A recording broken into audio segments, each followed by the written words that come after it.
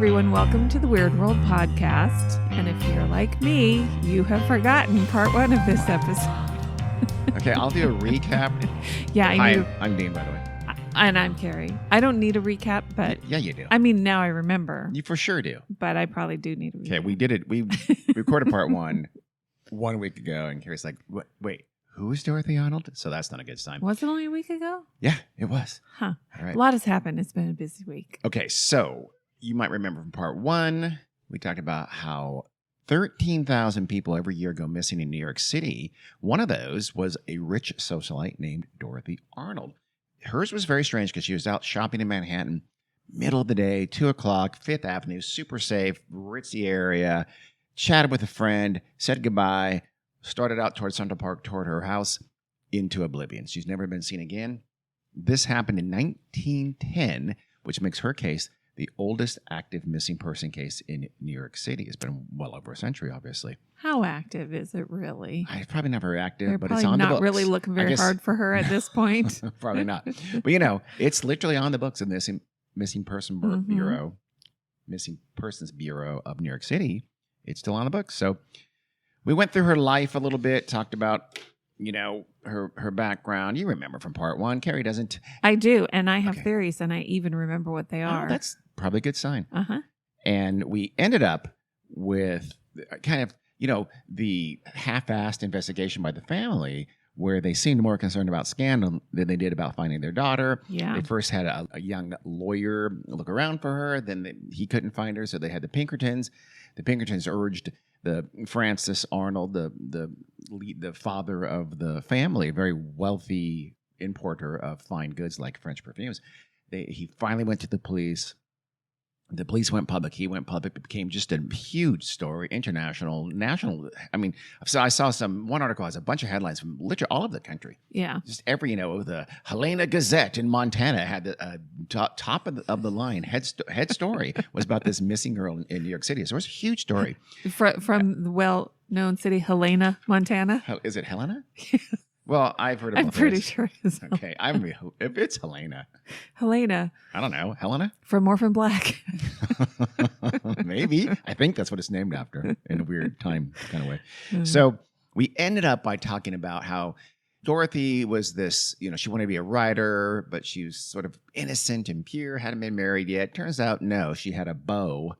His name was George Griscom Jr., and in fact, she had spent an illicit week with him in Boston in a hotel, unknown to her family. They found out through a pawnbroker. They found out about George. He suddenly became public. His name was splashed all over the headlines as well, and he really is where we start with. He became kind of, the first initial suspect. Can I say something? Mm-hmm. Yeah, I'm sure all of that would be scandalous for the time. She's 25 years old. 25-year-old grown-up woman. Was that guy married? No, or was he not married? He was not married. Okay. No. Yeah. So big whoop. It was an absolute. I big know. Whoop. Different time, I know, but it was huge. It was very scandalous. Remember, that's one of the reasons they it was a 13-year-old girl at the time. About a year before, had run off and met a man also, and it kind of almost ruined this wealthy family in New York. The scandal, it really set them back, so they were terrified of this happening to them. Yeah, I know. Well, it just makes me roll my eyes. As you just did. I can attest, audience, Carrie didn't teach us roll her eyes. Can I ask you a question about the investigation? Sure. Or about Dorothy? Let's see if I know. Do we know, had she been spending her allowance? Like, was she a saver? Do we think she socked away some money? I don't know. We know that she did have some of her allowance left. It was $100 a month that she got, which, as we know, was $7 trillion in today's money. Now, how much was it? Around $3,000. $3,300. Okay. So, but we know she socialized with friends. Remember, she just had an expensive lunch and matinee the day before. I don't know, but it doesn't seem like you think they would have found that out. Like, she had never was spending any of her money. I don't know. That's a long way of saying I don't know the answer to it. That's a good question, though. I know. So first, remember those letters that John Keith, the young lawyer, had found in Dorothy's desk in her bedroom when they first started the investigation through that guy? Some of the letters were from this guy named George Griscom. And they clearly demonstrated that they were not just friends. They were more than just friends. Right. So Griscom was really this very unlikely paramour for Dorothy because she's 25. She's reasonably attractive. Again, she was very rich, really well-connected family, New York City family. This guy was 42 years old. He was from Pittsburgh, a well-to-do family, but still a family in Pittsburgh, so not super convenient. He was also kind of chubby, thinning hair. He was decidedly not a catch. Really? Yeah. He was not an attractive, good-looking guy. We'll have voluntarily went by Junior, and he didn't voluntarily go by Junior. He insisted people call him Junior. And didn't really work, right? Just his family. He was an engineer, but he lived completely off his family. He did, I'm going to say, though, for his appearance, he did sport some very fashionable sideburns. So let's give him one in his favor. But yeah, he was this 42-year-old quasi-engineer who lived with his family. When his family, went off to summer in Nantucket, where they had a summer home, Junior followed.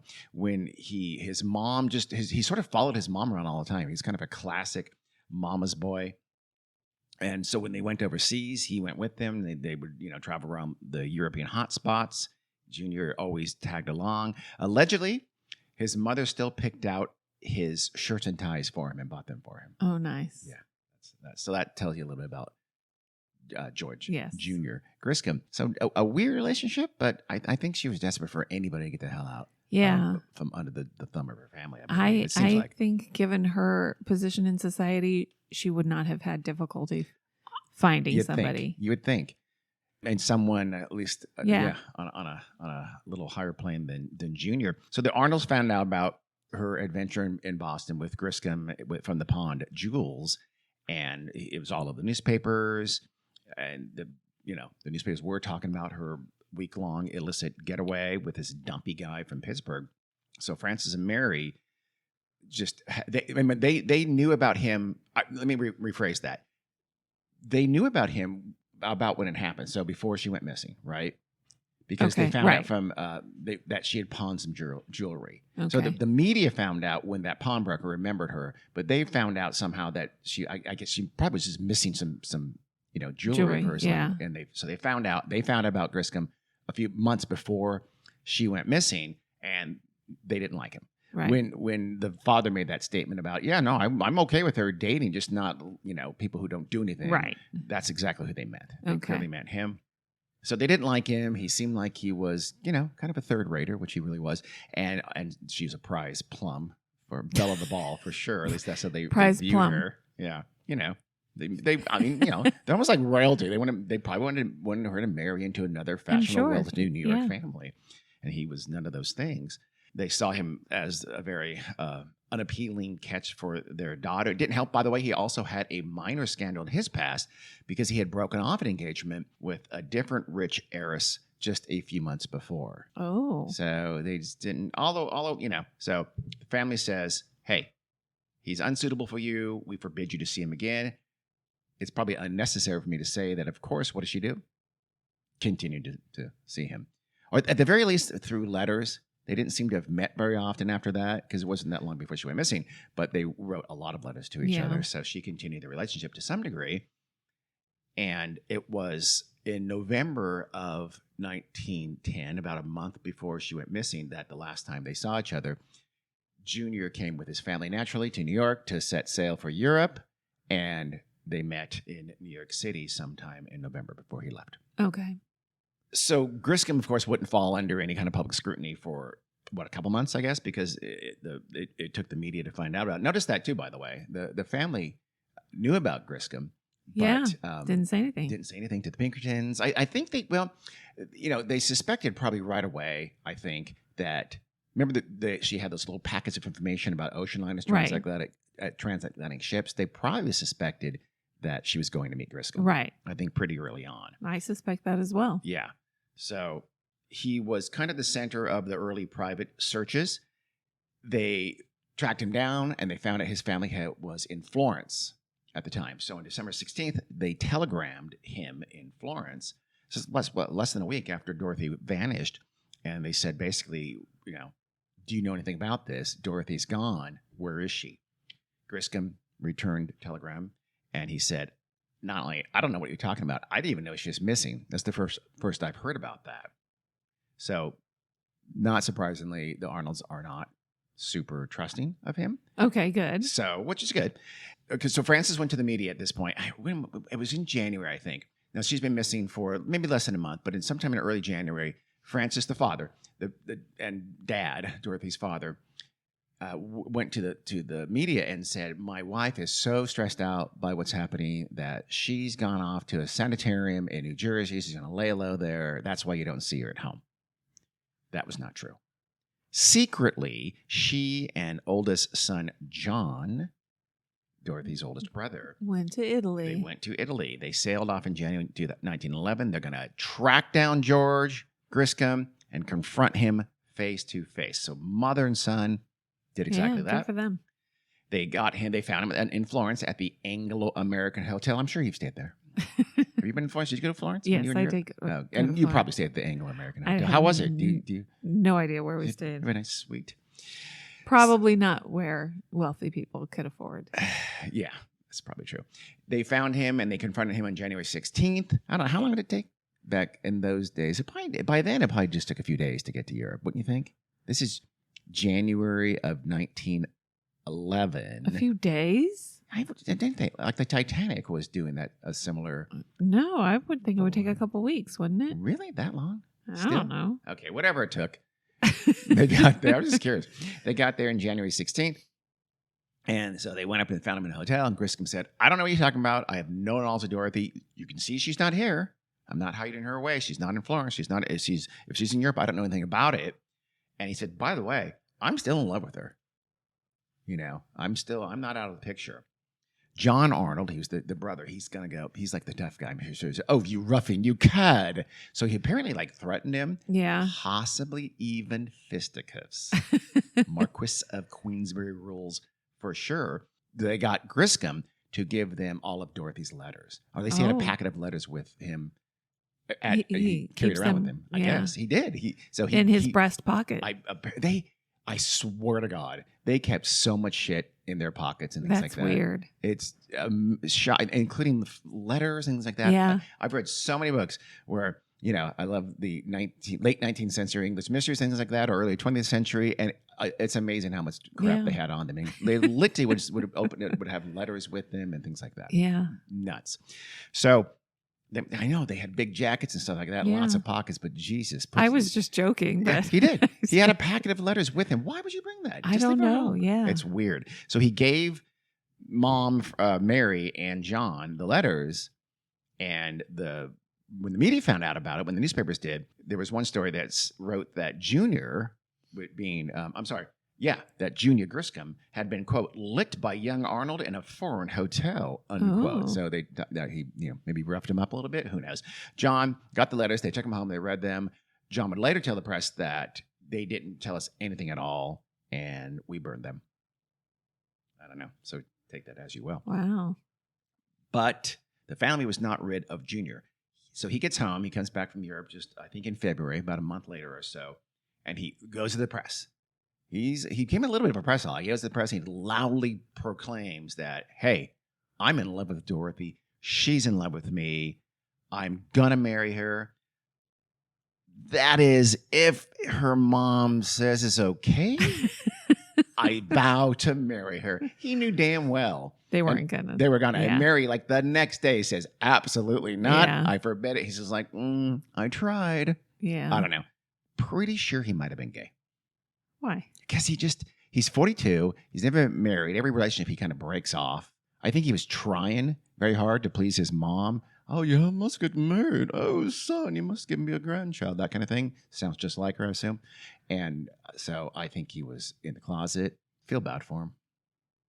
It's a theory, Carrie. What about their hotel tryst? That was him trying so hard, and it just didn't go well. Apparently, their relationship was actually, according to friends later on, their relationship was kind of failing, kind of faltering at least. So we'll see. To his credit, Griscom did spend thousands of dollars, probably his parents' money, putting ads in major newspapers all across the country. trying to get information about Dorothy, asking for if anybody has seen her. I'm sure he did the whole detailed description like all the others did. He even addressed some of them to Dorothy. Like, Dorothy, if you read this, please come home. All is forgiven. I'm begging you, kind of a thing. So now, was it a pretense? Was he just, I don't know. We'll talk about them theories. We'll see what you think. So tons of speculations just are flooding at this point. And she's been missing now for over 2 months. Is a huge story. And the newspapers at the time would just print anything. It's zero. It's kind of like it's come back to that again. Yeah. For a while there, the media would try to objectively prove something was true, or at least get indications, with multiple sources, something's true. At this point, not really. So there's still kind of the yellow journalism a little bit. So people were saying that Dorothy had gone back to Boston and lost her memory, that her body was fished out of the East River. There was articles that said Dorothy's body's found, or there's articles that said Dorothy's come home. Not true. That they said she was seen in like Chicago, Richmond, Los Angeles. Friends of hers in Atlantic City said, "Oh, she telegrammed us and she's fine and we know where she is." And it was just, these are all fake stories. She was living in a sanitarium in Philadelphia. Not true. Yeah. So the New York Police Department seems to have been really skeptical all the time. Have you kind of sensed that from them, from their reaction? It feels like they felt Dorothy had done this to herself from day one. Right. I think they thought that the family knew about it and were kind of leading them on a wild goose chase. Yeah. They were not happy. It does seem that way just by the family's reaction. I know. Scandal aversion. Yeah. Or not.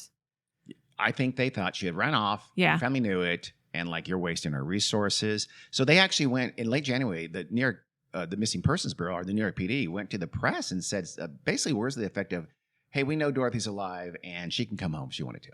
Yeah. And the family was upset about that. The Arnold still said, "No, that's absolutely not true." Francis still was saying, "No, she's dead. She was killed in Central Park. They dumped her body in the reservoir."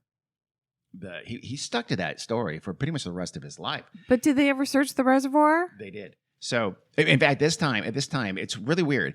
Francis just very weirdly, obliquely cites, he says, "I have 2 pieces of evidence that prove that she'd been mugged, that Dorothy had been mugged and tossed into the Central Park Reservoir. I can't divulge them, though."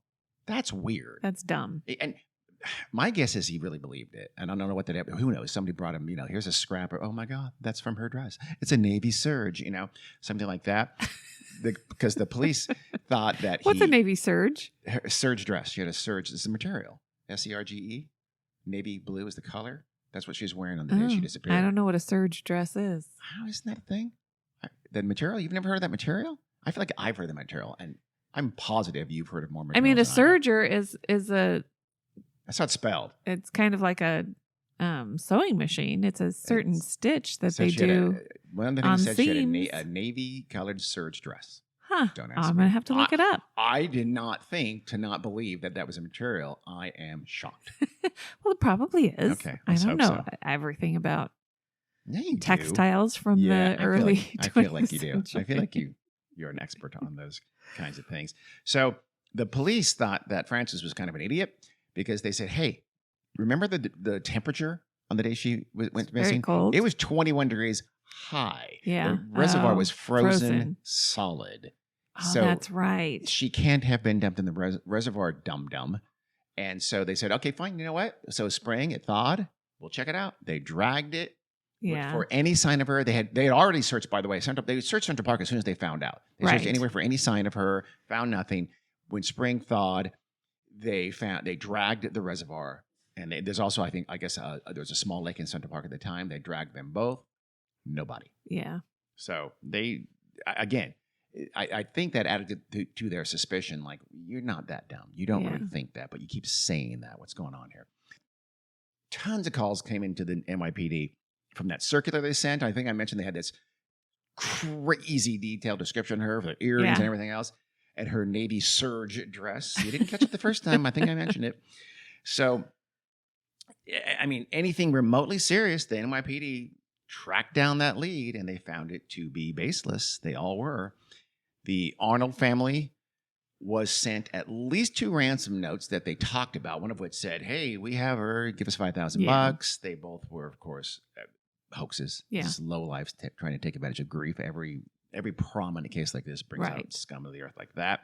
A postcard arrived at the Arnold family home in February of 1911, and it was postmarked in the city of New York, and it said simply 3 words, I am safe, and then signed Dorothy. Francis admitted that the handwriting did look a little bit like his daughter's, but there had been handwriting samples published in the newspapers, and he was immediately said, this is a hoax. This is not real. Someone's trying to take advantage of it. Why would they have printed handwriting samples? I don't know, but multiple sources I read said that her handwriting was publicly available through the newspapers. Maybe they might have showed some of the letters. I don't know. I'm guessing they might have shown some of the letters that she wrote. Well, yeah. Well, it was. I mean, they must not have been provided by the police or the family, but no. Well, they could have been provided by the family. They could have been provided by George. Presumably, he had some of her letters also. Our friends had her letters, and the media would have gotten something from people. They were. I'm sure they're talking to everybody who knew her. Yeah. So we're still in February.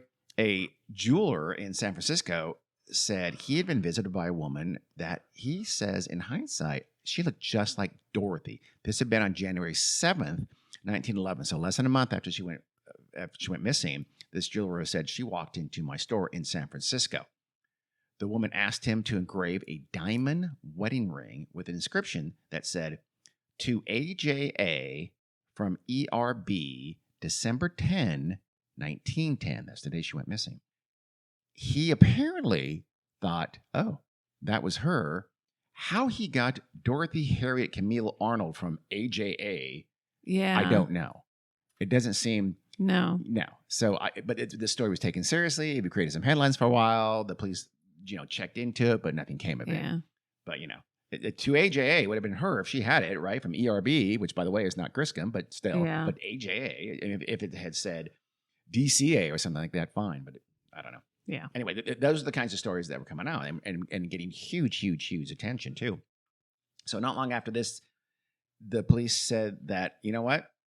We're done with the case. That's it. We agree with Francis that Dorothy must be dead.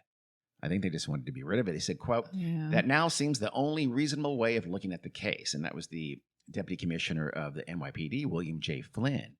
Continued his quote, the girl has now been missing for 75 days, and all that time, not a single clue has been found that was worth the name. We have no evidence that a crime has been committed, and the case is now one of a missing person and nothing more. Police continued to investigate reports of sightings, but none led to Arnold. That last part was not a quote. All right, but anyway, so they were just wiping their hands and showing him to the camera above them in the casino because they were absolutely done with the case. And again, I think that was motivated. Like, okay, you want her to be dead? She's dead. We're done. We're not going to spend any more time on this. Yeah. The family, though, did not give up their searches. By April, I don't know how they know this, but someone estimated they had spent $100,000 in trying to look for Dorothy. That's a staggering $3.3 million. Who did? The family. Oh, okay. Remember they're traveling to Europe. They're sending out all kinds of opening kinds of ads. They're hiring the Pinkertons. They presumably paid John Keith. Sounds like a lot of money. Seems like a lot of money. Yeah. I know it. So who knows if they really spent that much, but they did.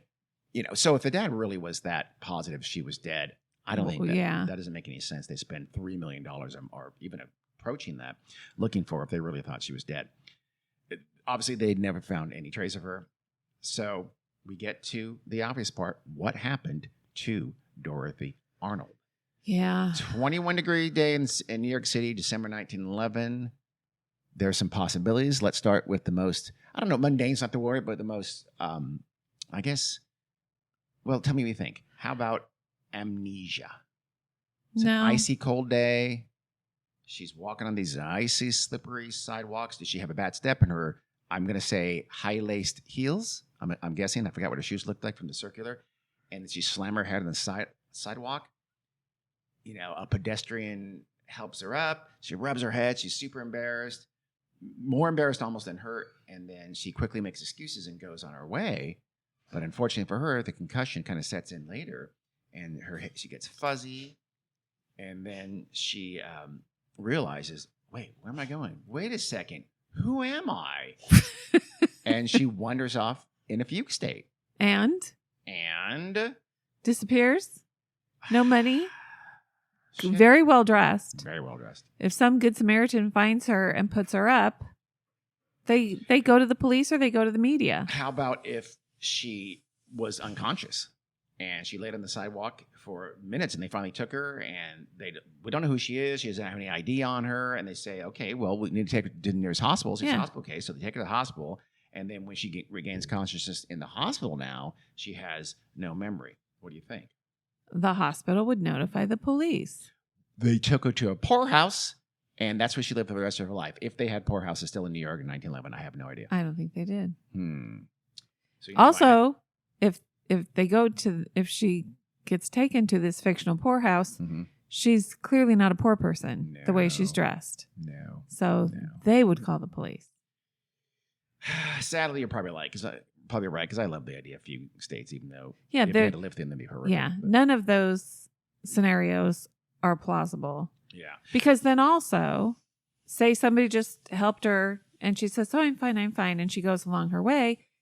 When it's publicized that this wealthy young woman is missing, they would most likely remember it. It was 6 weeks. Yeah, you're right. Most likely, not for sure, though. Unless they're a tourist, but it quickly becomes national news. Yes.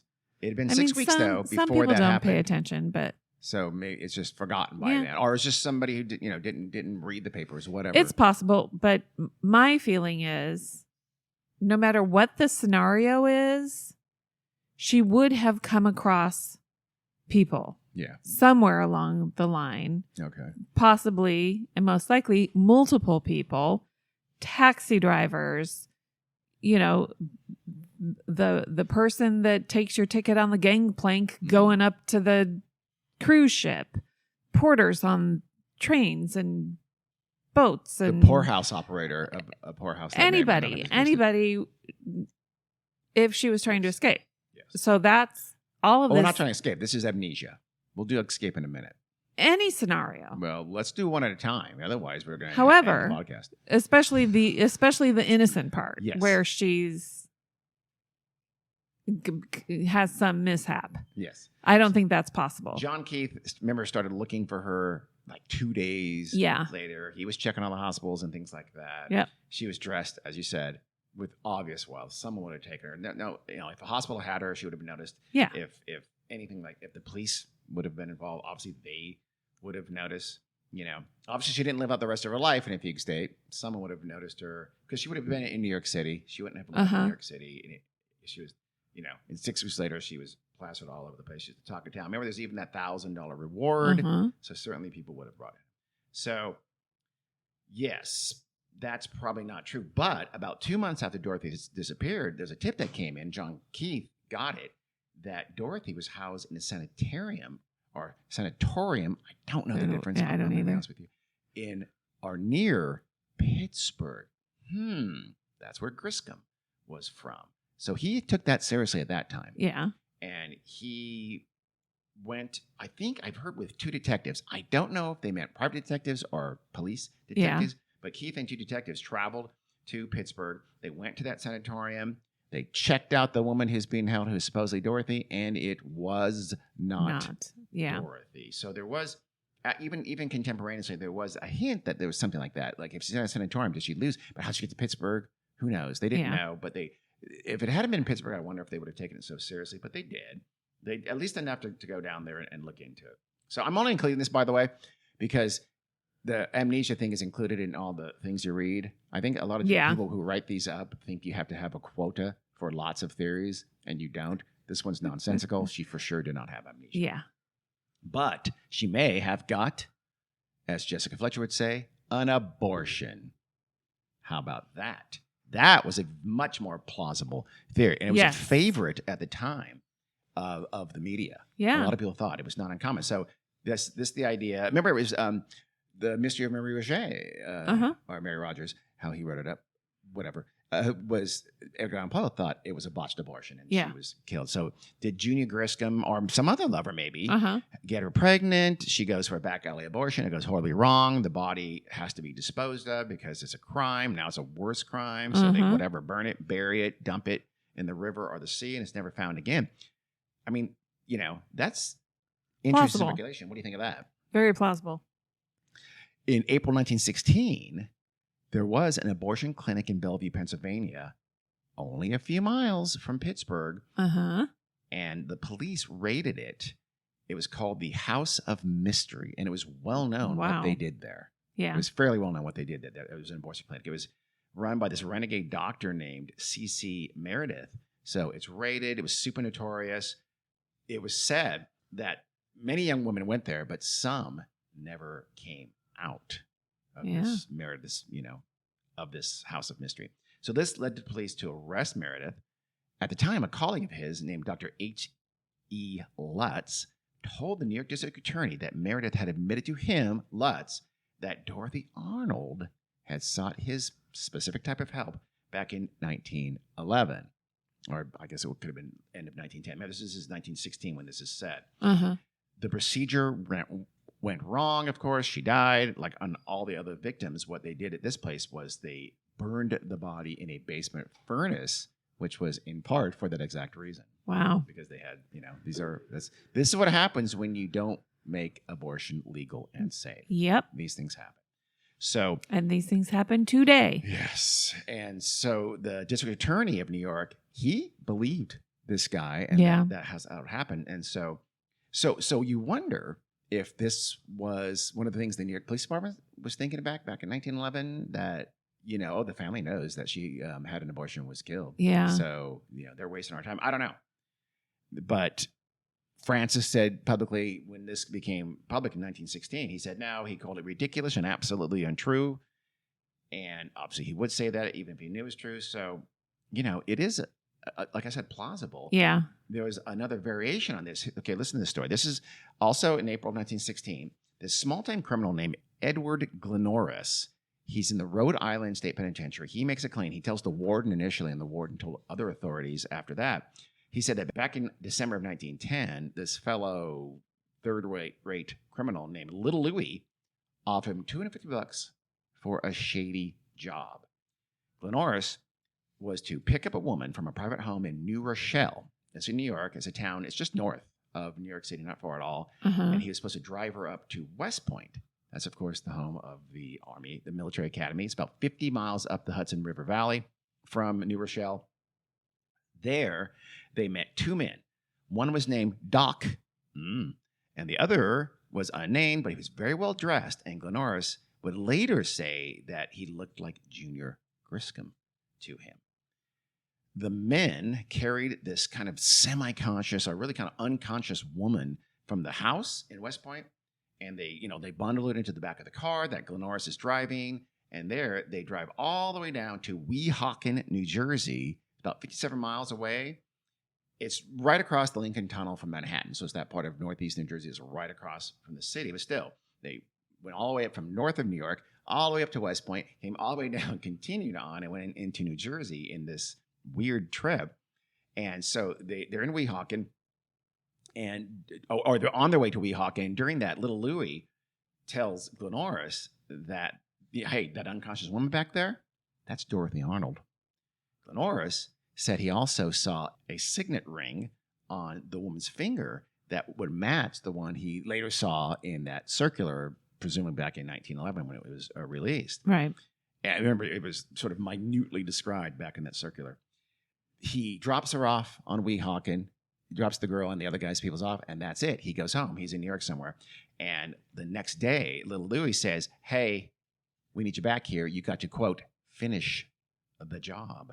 So when Glenoris gets his way back to Weehawken, Doc is there, and he said, that unconscious woman that you drove yesterday, yeah, she died. We were conducting an operation on her. Clearly, it was an abortion. Glenoris and Louie then took the body, packed her away, bundled it into the car, and they drove her back to that first house in New Rochelle that they had first picked her up. And they wrapped her in a sheet and they buried her in the cellar of that house in New Rochelle, New York. And Okay. that's the story. That earned him his $250 apparently, which would be $8,000 today. But remember, if you follow his story, it was initially just going to be you're going to pick up a woman and drive her down to Weehawken for an abortion. That's it. Yeah. $8,000 for that kind of that driving. That seems like a lot. That is a lot. Yeah. When was this story relayed? 1916. So Oh, so it's only 5 years 5 later. years later, yeah. Could they not go look for this They buried did. body? So they couldn't. I don't think they were able to identify little Louie or Doc. It also seems like before we talk about that, doesn't it seem like why? What's he needed for? Can they drive cars? Can they take an unconscious woman who's alone into the thing? What exactly is he useful for here? Yeah. And would they tell him who this unconscious woman was? Dorothy Arnold was not a celebrity until she went missing. Who cares? Right. He's never going to know who Dorothy Arnold is. Like, hey, because over the back, Dorothy, someone you've never heard of. Yeah. And could he really remember a signet ring?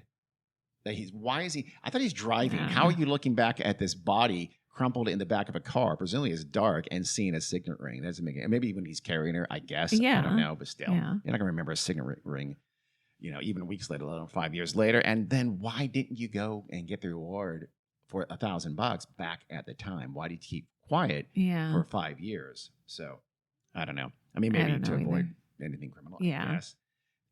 The problem also is in later retellings, Glenorris, he just got more and more confused under questioning. It was like they always trying to pin him down, and his story started changing, of course, not shockingly. Eventually, he says, what? I don't know what you're talking about. I don't know who Dorothy Arnold is. So he caved. So probably not true. Police did go to the New Rochelle home the other way, and they dug up the cellar. Wow. And they found nothing. So they took it seriously. Yeah. Even 5 years later. Yeah, that's good. Yeah. Again, Francis Arnold again called that story utter nonsense, and it clearly was. I don't know if he was deranged or he was hunting for some reward money later on, but Glenor's story was for sure some kind of invention. So we can forget that one. How about, though, suicide? Yeah, I was thinking that one too. Yeah, a lot of people are. It's way more realistic again. Now, don't get me wrong, though. Glenor's was full of shit, but the possibility that she did indeed have a botched abortion still exists. Absolutely. Yeah. She didn't seem like she would have been suicidal, but we only know what. Well, it's another. Like the abortion theory, it at least could explain potentially the lack of a body. That's the biggest thing here is what happened to her body if she did die sometime around when she went missing, because they're searching for it. The abortion one makes more sense in that sense than suicide does. Yeah. But it's possible you jump up a bridge and your body doesn't wash up or something like that. So there is a little bit of logic behind suicide as well. A little more even, though, when even Junior Griscom, he said that was what he thought happened. He thought she killed herself. Really? Mm-hmm. So he said that when she got that second rejection, she was crushed. She was really sad from the short story she sent to McClure's magazine, and which, by the way, only consisted of 2 rejected stories to one of the most prominent magazines around. Yeah. So, but he said she was really, really just real bummed about it. And then the relentless teasing she got for the second one from her family really just made it worse. Yeah. In terms of proof, though, there was one of the letters that the family retrieved from Griscom, remember, in Europe, that was written by Dorothy. Apparently it said, quote, McClure's has turned me down. Failure stares me in the face. All I see ahead is a long road with no turning. And then you have the next passage, which is kind of worrisome. Quote, Mother will always think an accident has happened. End quote. That was a letter she had written to Griscom.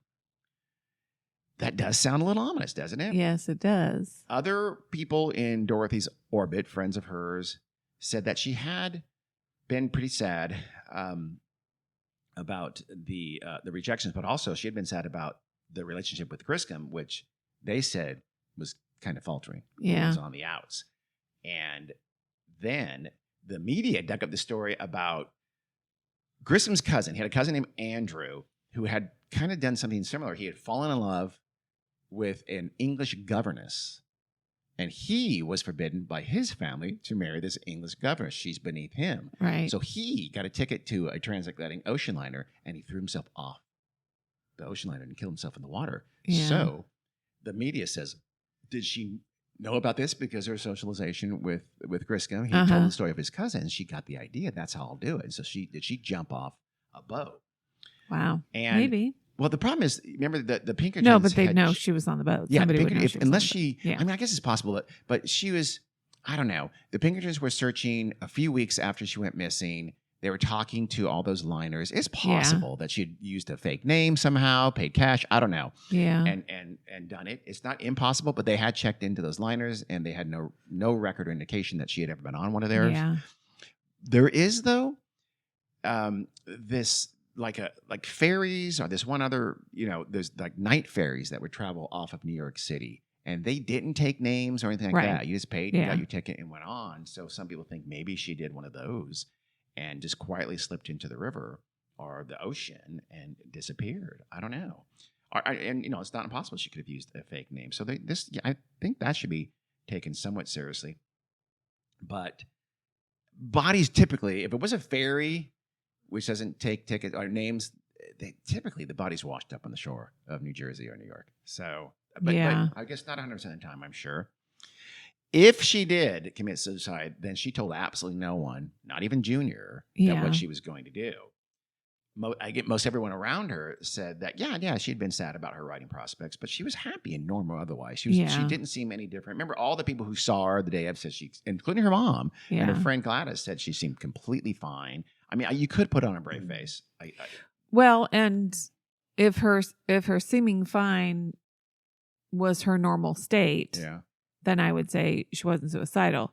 If she had seemed very down, very depressed, and then all of a sudden she seems like, she's normal again. She's happy. She's going out shopping. That could be a sign that she was suicidal, because lots of times once people finalize their plan, they act happy because they have some relief because they know what they're going to do. So it's 2:00. She's got her chocolate and her book. But it doesn't seem that way for her. Half a pound of chocolates and her book in her voluminous muff. Yeah. And she walks off towards Central Park to the north. Yeah. Going home. She then waits for Gladys to be out of sight, and then boop, takes a sharp right to the port. I don't know. Yeah. She got a taxi, I suppose, to the port and took a boat or something like that. I don't know. I want to think she's an evil genius, and she planned her own departure, and she just wanted to be away from her family permanently. Yeah. But she would have needed help. That's next. So hold on. You're getting ahead of us. Okay, sorry. So let's finish the suicide idea. There's no intimation of suicide to anyone. And if it was part of her plan to disappear, which we'll get to in a minute, everybody kept an amazing secret. Yeah. Kept this secret very, very well. I don't know. We'll see. Before we get to that, though, let's not forget Francis Arnold's favorite theory, which was murder. So kind of like suicide, but external, right? Mm-hmm. Did she really walk into Central Park and like she told her friend Gladys, I'm going to walk through Central Park on my way home. Then ruffians there set upon her and kill her in a scuffle, or maybe along the same vein, maybe she's attacked and abducted, maybe drugged, carried off somehow. Those things do happen sometime, even in that place. But we don't know. There's zero evidence for that. There's no positive evidence for that to have happened. You absolutely have to take it seriously as a possibility, but there's nothing to say, yes, we have any evidence that was the thing that happened. There's no rumors, no confessions, no hey, I heard Bob Johnson told da-da-da that he murdered Dorothy Arnold. Didn't know who she was, but oh my God, she's famous and things like that. And once the reward information comes out, people would have been... I know it.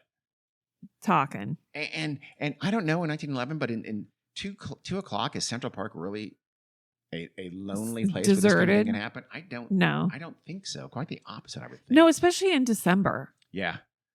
People are out and about, and they're shopping, and they're buying the warm chestnuts. And she would have. I don't know. We've been there a couple times, but she would have hugged along the side of it, along where she lived, because she lived on the east side.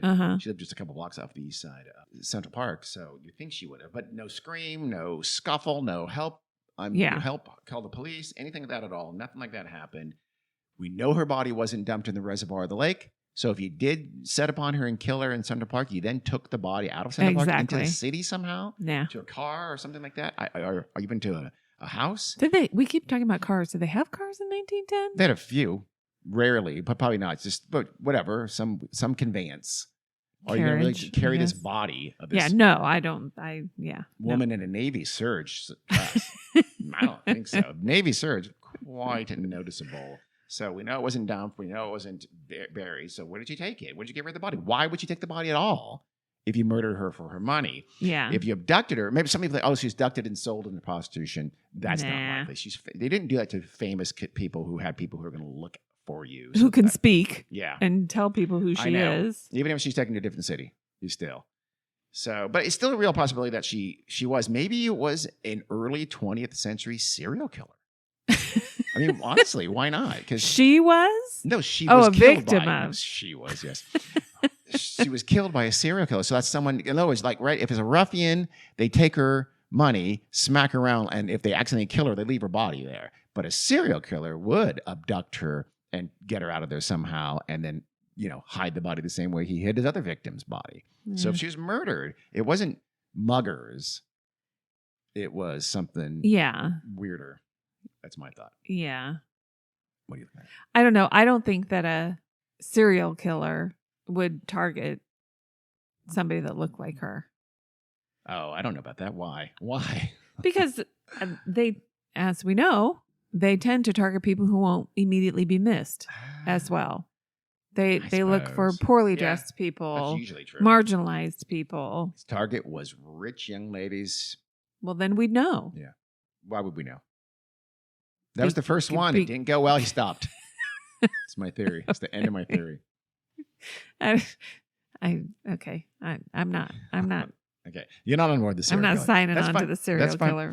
It's also kind of odd that his dad did spend all this money if they were sure he was dead. So it feels like they knew. Her dad. It's weird that her dad would spend all this money. Yes. He was sure she was dead. Did I say that? Yeah, you have an issue with pronouns. I'm just going to say they from now on for everyone. That would be better. So they didn't know that they were dead. Or if they knew that they were dead, they spent $3 million. Yeah. So it makes you wonder if I'm speaking now of the father, and the rest of the family really did know where she was, which gets to your theory is that she ran off. And they knew she ran off. And whether they did or not, doesn't matter. She could have ran off. They certainly suspected it. We know they suspected it. They went to Europe to look for her. Griskin, but very likely to also look for her, thinking that she's with him. So it's probably the most popular theory out there is that she ran off of her own accord. She was, tired of her pretty little life, but she hungered for adventure, for freedom, to stop being made fun of for writing. And, she wants to get out of her little gilded cage and live on her own. Plus, remember, her family was being kind of dicks about it. So it does track a little bit. But it does. But how did she do this? Yeah, I know. Because she didn't have any money. She would have had to secret away a pretty decent chunk of change for later retrieval and got it and put it somewhere and got it where she could have. But it would have been difficult. She would have had to hide away some necessities, some clothes and things like that. And at least according to her mother, said that everything looked to be in her closet. She did arrange to be alone, it seems like, maybe on that last day by telling her friends she's shopping with her mom and telling her mom, nah, I'm fine. Yeah. You don't need to go with me. Maybe. But if she was secret, she did then was very public. Remember, she went and she bought the chocolate on her family's account. She bought the book on her family's account. So they could track where she had gone. And that doesn't just take off. Why not?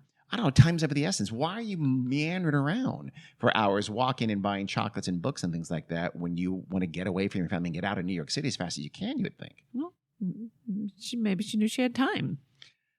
Why? I don't know. Why would you wait around? Your idea is to escape. You're going to leave the city. Because maybe she was rendezvousing. She would have, with an accomplice, somebody that was helping her. Yeah. And still seems weird. Then leave the house. If you're going to meet him at 1:30, leave the house at 1, not leave the house at 11. And you are for 3 hours, you're in the area shopping and you don't leave contact with your friend until 2 p.m. Why? Because once she is gone and declared missing, maybe she wants her parents to think something else had happened to her. So that's why she said, If I'm she going to go through Central Park. if she never was on the route she was supposed to be on, and and she probably knew her parents were going to hire detectives or whatever. Maybe, but there seems like there's better ways. Like you could have gone into Central Park, ripped off a chunkier Navy serge dress, and left it somewhere to be found or something like that. Even nicked yourself and put some blood on I it. think she wasn't thinking of any of these things. I think she just, I think the fact that she actually went and bought some chocolate and some books is of no evidentiary value one way or the other. I think it indicates she was acting very normally. But okay, then what does she do? She lives the rest of her life in what? The West? Overseas? Yeah. I don't know. It's a good question. A riverfront merchant. I don't know what river they were referring to, but there's a story on a source about this. A riverfront merchant, quote unquote, claimed, quote, a mysterious young woman of apparent refinement, end quote, tried to trade him some of her jewelry in exchange for men's clothes that she presumed she was going to wear as a disguise. So that's a story that indicates, okay, if that's true, horrible planning, no planning whatsoever was involved. It seems almost spur of the moment, obviously. And that came out after it came out. That was for sure someone looking for the reward money. But I just love that they just say a riverfront merchant. You're seriously not going to tell us which river. Yeah. There's two just in New York City. It could have been the Mississippi for all I know. Come on, sources. So that for sure never happened. She would not have done this. And she would have been very well planned, and she would have had everything she needed. Not, oh, shit, I guess I better get some boys' clothes. Here's my ring. That just makes no sense. Yeah. So one writer who's written about this case said, by the way, she wrote a book, and she talked to a lot of the modern offshoots of the Arnold family, people of the Arnold family, and said, like, it was never talked about, no one ever talked about this. You had to really, especially people who are almost contemporaneous, they just would not talk about the current generation. There's a couple of people are interested in it, but they don't know a ton about it any more than we do. But according to these folks, according to this writer, that she came to the conclusion that, Dorothy disappeared of her own accord. I don't know. Okay. Keith's looking for you almost immediately. The Pinkertons are searching high and wide for you. Your newspaper, every newspaper in the country has your likeness in it and your description in it. It is weird. Nothing comes of this except that very implausible riverfront merchant story. Literally no evidence whatsoever that she did disappear on her own accord ever came from all these intense scrutiny. Yeah. That seems weird. Yeah, it's all weird. There were, however, claims from women really throughout the country, and it went on for years, by the way, that, oh, it's me. I'm Dorothy. Of I'm course. the last heiress. So, I mean, I want to go live with these people that clearly don't give a shit about me. So that's not realistic. All false confessions. It's funny about, all these famous people who supposedly, like Jesse James, you have like 15 people would later say they're Jesse James, right? By definition, all but one of them has to be lying. Think about that for a second. So people say, oh, well, they all these different confessions and they all seem so plausible, or, oh, you don't know. Yes, I do know, because only maximum one of those persons, there's always multiple people, can be telling the truth, which obviously very, very high probability. 100% of them are lying. Exactly. It's the same with Dorothy Arnold. A lot of these women, one was in Los Angeles, all over the country, are saying, I'm Dorothy Arnold. They have to be lying, except possibly one, and there's no reason to believe any of them. There's certainly none of them had any compelling, obviously all it would take would be to go to New York and say it's me. Exactly. So yes. The holes in this story, or that the idea that she disappeared of her own accord, that she was never seen, she was never reported. She became pretty notorious after her disappearance, but I mean, someone's going to rat you out for the money. You've set up shop with your boy toy in, St. Louis, whatever. Someone's, a neighbor of wherever you work or something like that. Someone's going to notice you. It just seems super weird and implausible that happened, and she was never noticed it. Also, about the money. I mean, I hate to say it, she grew up very pampered. She's really going to live the rest of her life. She wouldn't know how to not live that way. Pioneer, in the West or something like that. That just makes weird. She would not function well, I wouldn't think. That does make weird. Yeah. And I think What? You catch that? I can't hear you.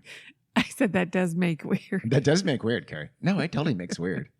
Carrie, this show's called Weird, so it's fine. Just work in the word weird as much as you can. It's fine. So it does make weird. Go on. I said it because you said it. I did? Yes. Oh, I didn't know. And then you just go, yeah. Yeah, I think I don't even remember what makes weird, but I think a lot of things make weird. she probably died. Yeah. But how it's never discovered that she died. I don't know.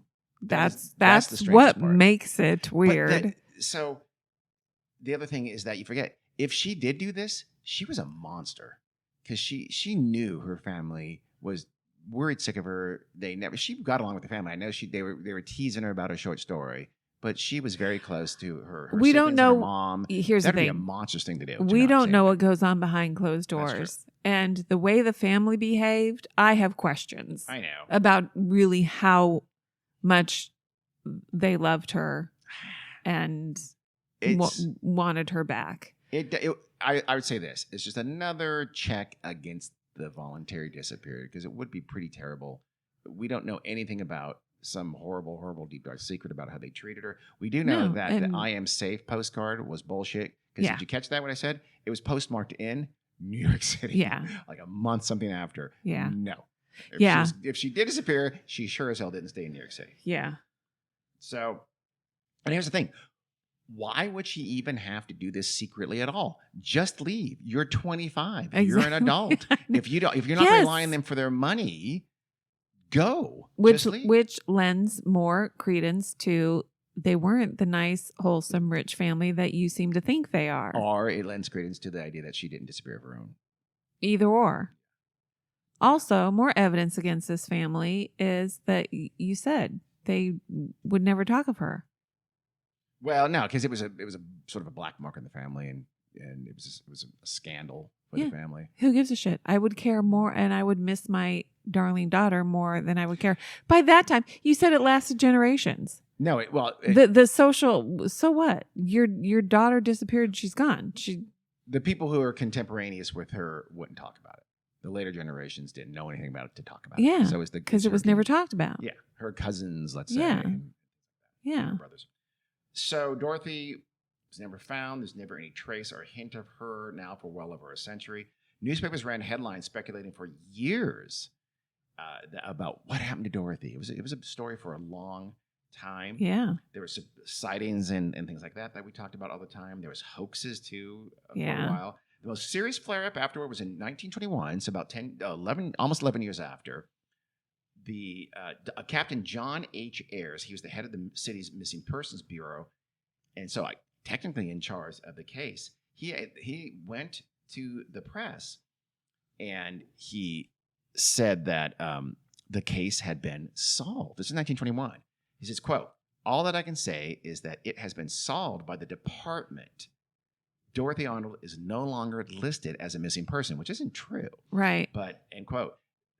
That's weird. He otherwise was totally sparse with any kind of details. Media saying, "What are you talking about? Explain." He wouldn't explain. He said, quote, "Her parents, relatives, and friends who had been led to follow in all directions clues sent in multitudes of letters suddenly ceased their activity." So I don't know what's, end quote. I'm not completely sure what he meant. I think he mixed it up with a different case. I mean, it's 10 years later, and he says, well, they're not looking for her anymore. No shit, they're not looking for her anymore. And that means they must know that she left of her own accord, so the case is closed. I don't know. Again, it feels like another thing for the New York City authorities, law enforcement authorities, to wash their hands of the case. Yeah. Even now, 10 years later. So it's very strange. An Arnold lawyer vehemently denied that the case was closed. He said, quote, "Captain Ayres seems to intimate that the mystery of Dorothy Arnold's disappearance has been solved and that the family, for some reason, has kept the solution a secret. The whole thing is a damned lie," end quote. That response worked because the next day, Captain Ayres says, whoa. I was misconstrued. I was poorly phrased. You guys got it wrong. I never meant anything of the sake of that. It's all just a big misunderstanding, maybe even a slip of the tongue. You take it out of context. I was misquoted. Whatever. Please stop talking about it. I'm going to lose my job. That's what he was really saying. So he backed off immediately when the lawyer said, no, we think she's still missing, and the case should still be open. Yeah. And it is. So I don't know if there's a misunderstanding, or again, it's just the police wanted to be done with it. But Francis, her father, died on April 6th the next year, 1922. Wow. And in his will, he explicitly left Dorothy out of it. He said in the codicil that, quote, "I'm satisfied that she is not alive," end quote. So essentially, Yeah. she can't inherit money because she's dead. So he, to his death, Yeah. he believes she'd been killed. Her mom, Mary Frances, Mary Frances? Is that her name? Did I say that's her name? I don't know. You said her name is Mary. Yeah. The dad's name is Francis. It's Arnold. So it's not Mary Frances. Her name probably isn't Mary Frances. Yeah, let's go with Mary. I'm going to start that over again. Her mom, Mary, still thought that Dorothy might be alive. I think she thought she may have been kidnapped, which is kind of delusional because they never got any legitimate ransom request. But Mary died in 1928, and she left the same codicil declaring her daughter dead. John Keith, the young lawyer who had been originally searching for her, thought that Dorothy had committed suicide due to the writing setback. So you have, one parent thinking kidnapped, the other parent thinking murdered, the person very, very close to the case thinking suicide, her boyfriend of a sort thinking suicide, but most of her friends thinking it was not suicide. Years later, journalists looked for a quote from the police on the 25th anniversary of Dorothy's disappearance. This is 1935. And police said, well, we still get occasional tips on this case. And they said there was actually one just 6 months ago that the Missing Persons Bureau actually looked into. People had said they'd been seeing her visit some store on 5th and 53rd Street. Dorothy Arnold, now 25 years old, it should be 50, I guess, right? Yeah. And so they went and they sort of staked out that store. They waited hours and hours and hours. They never saw any hide nor hair of the 50-year-old. How would they recognize her? I know. But they were still checking it out 25 years later. And that was it, though. It kind of faded after that. Dorothy, to this day, there's no body. There's no nothing. So I tend toward the solution has to have something. It has to explain the lack of a body. Yeah. So then you get runaway. You get abortion and body disposed. Yeah. But you also have potentially a murderer, but not ruffians, but like a serial killer type of a murder who would dispose of the body. She's not a serial killer like you thought, which I think is a slur against her. And those things tend to be the ones that I think of. I know that's a pretty big menu of possibilities, but you've got to explain the lack of body. So what's your take?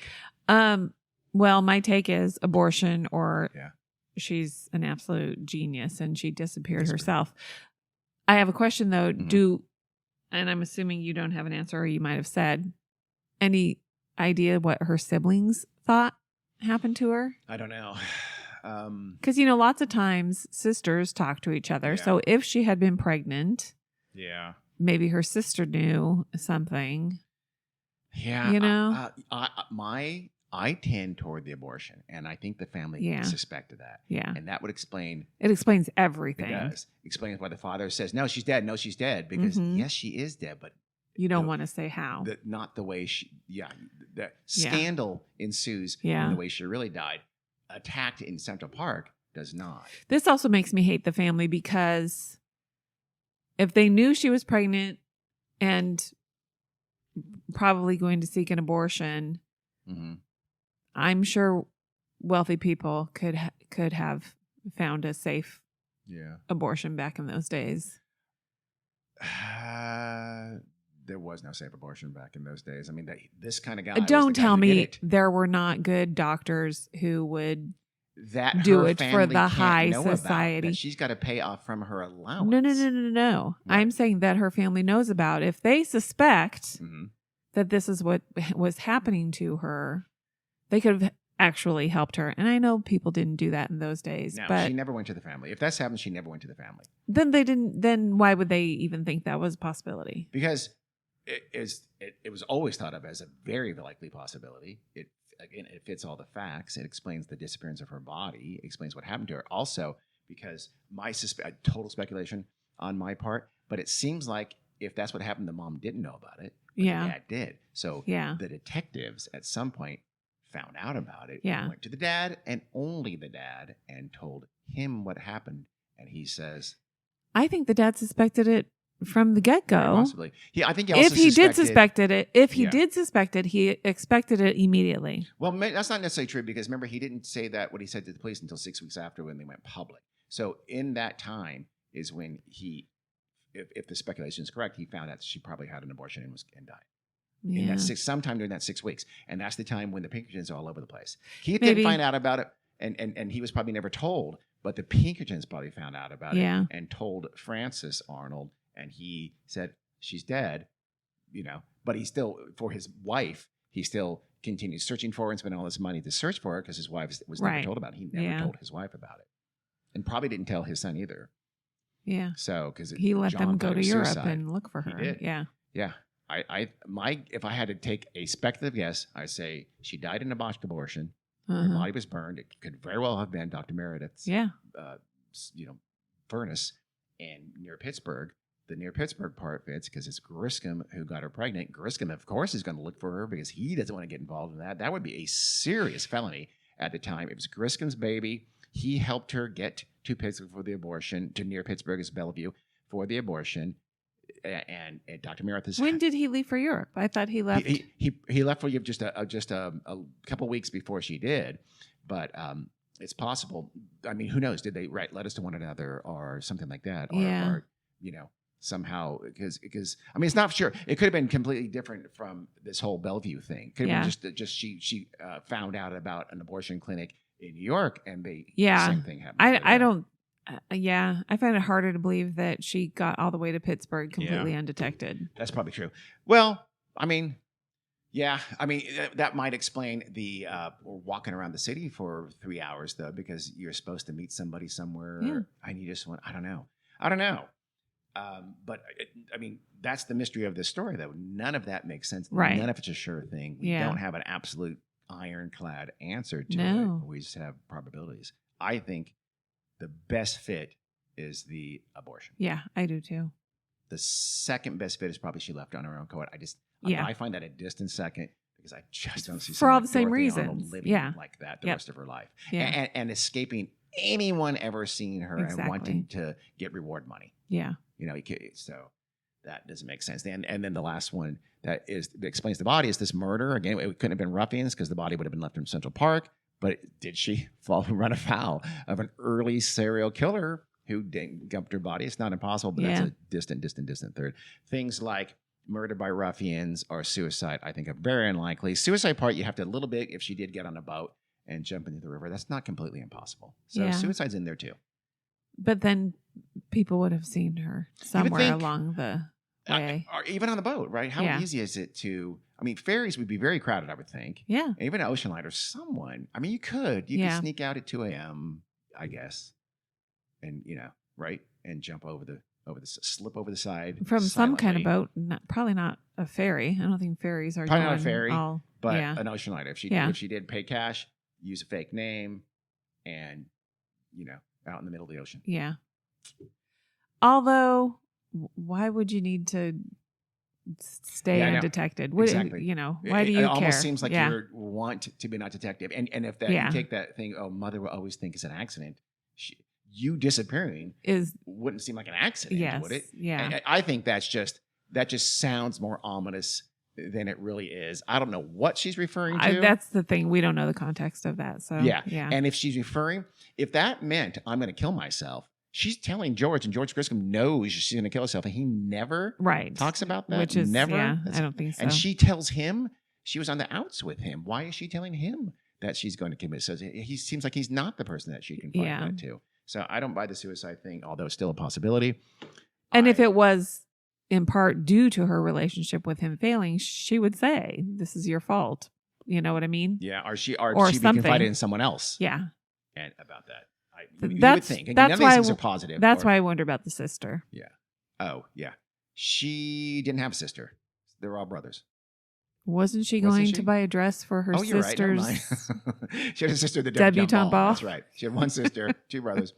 That's right. But her sister was younger than her, and I think several years younger than her. Well, if she was... Like 18-ish at debutante ball, I'm thinking. So, I don't know. Do 25-year-old confide in their 18-year-old little sister? I'm not sure. Maybe a bit more. I don't know. That's not that shouldn't hold us back from that. So I'm going to go abortion. Yeah, possible. And that's the story of Dorothy and Arnold, one of the strangest disappearances in the history of New York City. Very Already weird was. is Yes. what I would say about that. That's what make weird, is what Gary would does probably make say weird. about that. Well, thank you for listening. We hope you enjoyed the two-part story, the Dorothy Arnold disappearance. We'll be back next week with something from Carrie. I don't know what. Neither does Carrie. All right. Sounds fun. I probably won't know until you start talking. And it'll probably be something different than what you told me you're going to talk about. All right. See ya. Thanks for listening. Bye.